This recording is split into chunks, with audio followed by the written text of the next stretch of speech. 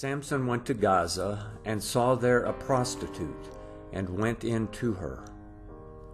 The Gazites were told, "Samson is here." They surrounded him and laid wait for him all night in the gate of the city, and were quiet all the night, saying, "Wait until morning light, then we will kill him." Samson lay until midnight, then arose at midnight and took hold of the doors of the gate of the city with the two posts, and plucked them up, bar and all, and put them on his shoulders, and carried them up to the top of the mountain that is before Hebron. It came to pass afterward that he loved a woman in the valley of Sorek, whose name was Delilah. The lords of the Philistines came up to her and said to her, "Entice him, and see in which his great strength lies, and by what means we may prevail against him, that we may bind him to afflict him, and we will each give you 1,100 pieces of silver." Delilah said to Samson, "Please tell me where your great strength lies, and with what you might be bound to afflict you." Samson said to her, "If they bind me with 7 green cords that were never dried, then shall I become weak and be as another man."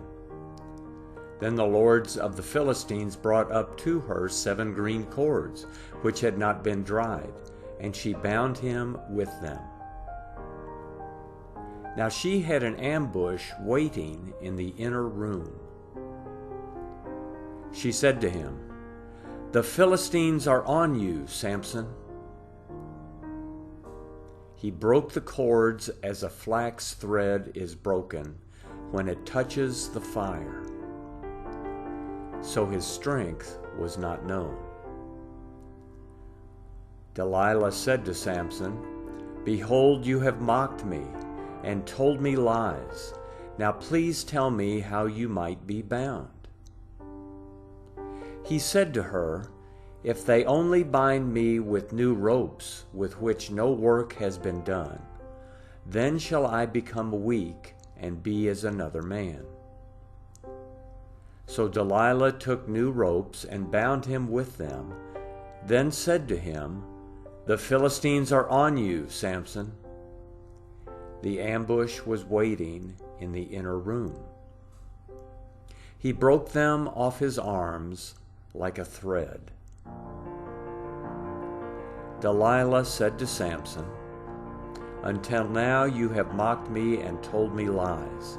Tell me with what you might be bound." He said to her, "If you weave the 7 locks of my head with the fabric on the loom." She fastened it with the pin and said to him, "The Philistines are on you, Samson." He awakened out of his sleep and plucked away the pin of the beam and the fabric. She said to him, "How can you say, 'I love you,' when your heart is not with me? You have mocked me these 3 times, and have not told me where your great strength lies." When she pressed him daily with her words and urged him, his soul was troubled to death. He told her all his heart and said to her, "No razor has ever come on my head, for I have been a Nazirite to God from my mother's womb. If I am shaved, then my strength will go from me, and I will become weak and be like any other man." When Delilah saw that he had told her all his heart, she sent and called for the lords of the Philistines, saying, "Come up this once, for he has told me all his heart." Then the lords of the Philistines came up to her and brought the money in their hand. She made him sleep on her knees, and she called for a man and shaved off the 7 locks of his head. And she began to afflict him, and his strength went from him. She said, "The Philistines are upon you, Samson."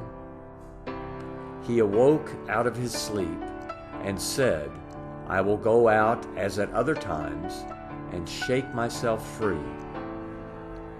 But he didn't know that Yahweh had departed from him.